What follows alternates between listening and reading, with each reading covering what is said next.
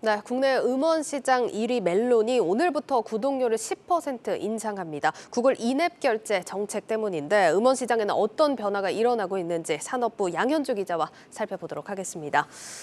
양 기자, 멜론이 오늘부터 구독료를 인상합니다. 이게 인앱 결제 강제 정책 때문인 거죠? 네, 맞습니다. 구글은 자사 앱마켓인 구글 플레이 스토어 내에서 자체 시스템만으로 유료 콘텐츠를 결제할 수 있도록 의무화했는데 이때 최대 30% 수수료를 부과합니다.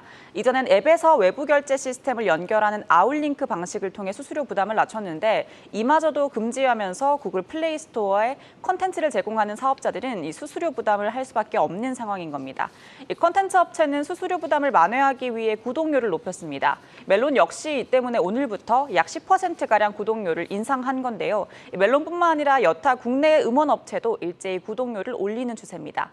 이 때문에 콘텐츠 사업자들은 이용자에게 구글 플레이 스토어가 아닌 자사 웹사이트에서 결제하도록 장려를 하고 있지만 구글 플레이 스토어가 앱마켓 시장 70%를 차지하고 있는 상황이어서 먹혀들긴 어렵겠습니다. 예, 일단 가격은 올라갔고 소비자들이 가격을 올리면 동요하기 마련입니다. 음원 시장 점유율에도 좀 변화가 있을까요? 네, 그렇습니다. 이 국내 업체들이 동시에 가격을 올리면서 이 유튜브 뮤직이 반사 이익을 얻고 있습니다. 유튜브 프리미엄으로 가격 경쟁력을 갖고 있던 유튜브 뮤직은 보시는 것처럼 불과 2년 만에 국내 음원 시장 점유율 4위에서 2위로 성큼 올라섰습니다. 예. 철옹성과 같은 국내 1위 음원 스트리밍 기업 멜론과도 점유율 격차를 좁히고 있는 상황인 겁니다. 유튜브 뮤직의 사용자 수는 급격하게 증가하는 동안 국내 음원 플랫폼 서비스 업체들은 제자리 걸음을 하거나 이용자 수가 오히려 줄어든 모습입니다. 오래되고 안정적인 음원 시장에 글로벌 공룡 업체가 들어오면서 음원 업계 순위를 뒤흔들어 놓고 있는 거죠. 여기에 구글 인앱 결제 강제로 인해 구독료가 높아지면서 이용자들이 국내 스트리밍 기업을 떠나 유튜브 뮤직으로 이동하는 속도가 더욱 빨라질 것이라는 분석입니다. 이러다 국내 음원 시장 1위를 내놓게 될 수 있다는 위기감이 감돌고 있습니다. 정말 그렇게 될 수도 있겠습니다. 그런데 사실 국내 음원 시장이 이게 글로벌 업체가 진입하지는 쉽지 않은 시장으로 알고 있는데 유튜브 뮤직이 이렇게 가파른 성장세를 보이는 이유가 있을까요? 사실 유튜브 뮤직 외의 글로벌 음원 업체들이 국내 시장에서 이렇다 할 존재감을 보이지는 못하고 있었습니다. 예. 애플 뮤직과 스포티파이가 대표적인데요. 이 애플 뮤직은 구글보다 음원 시장에 먼저 진입했습니다. 그런데 1%대의 미미한 점유율을 현재 보이고 있죠. 글로벌 최대 음원 스트리밍 플랫폼 스포티파이 역시 최대 음원 플랫폼이라는 수식어가 무색할 정도로 국내 시장에서는 고전을 면치 못하고 있습니다. 일단 국내 음원 확보가 어려운 데다 이 프로모션이 많은 국내 음원 업계에 비해 가격 경쟁력이 없기 때문입니다.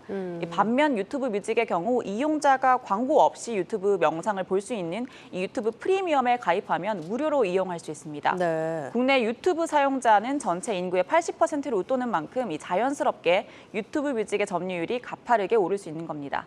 이 국내 음원 스트리밍 구독료 월 1,450원의 유튜브 프리미엄 가격이 거의 비슷하기 때문에 국내 업체들이 가격 경쟁력에서 밀릴 수밖에 없는 상황인 거죠. 예, 일단 유튜브 뮤직이 굉장히 빠른 속도로 시장 점유율을 늘려가고 있는 상황입니다. 그런데 말씀해 주신 것처럼 글로벌 공룡이잖아요. 나중을 생각하지 않을 수가 없을 것 같은데 부작용은 없을까요? 네, 맞습니다. 이 국내 음원 업계는 구글이 음원 사업을 확장하면 이제 본색을 드러낼 거라고 경고합니다. 네. 무제한 무료로 시작했던 구글 폭토 역시 경쟁자들이 사라지자 유료화 전환을 시작했습니다. 같은 상황이 지금 반복될 수 있다는 거죠.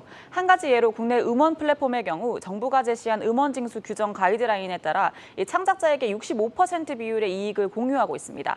그러나 글로벌 음원 기업의 경우 이 가이드라인을 따를 필요가 없어 이보다 낮은 비율을 현재 창작자에게 주고 또 많은 이익을 가져갈 수 있습니다.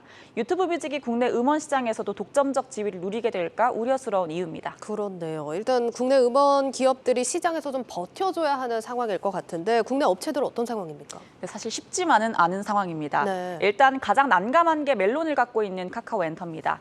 지난 2016년 카카오가 시장의 독보적인 1위 사업자인 멜론을 1조 원 이상의 웃돈을 얹어 총 1조 8,700억 원에 인수했습니다. 네. 카카오의 다양한 사업과 시너지를 키우면서 점유율을 높여가는 것을 기대한 건데 실제로 시장 상황이 반대로 가고 있는 겁니다. 플로 운영사 드리머스 컴퍼니 역시 지난해 출범 3년 만에 처음으로 적자를 탈출했는데요. 유튜브 뮤직으로 인한 이용자 답보 상태는 달갑지 않은 일입니다. 예, 잘 들었습니다. 산업부 양현주 기자였습니다.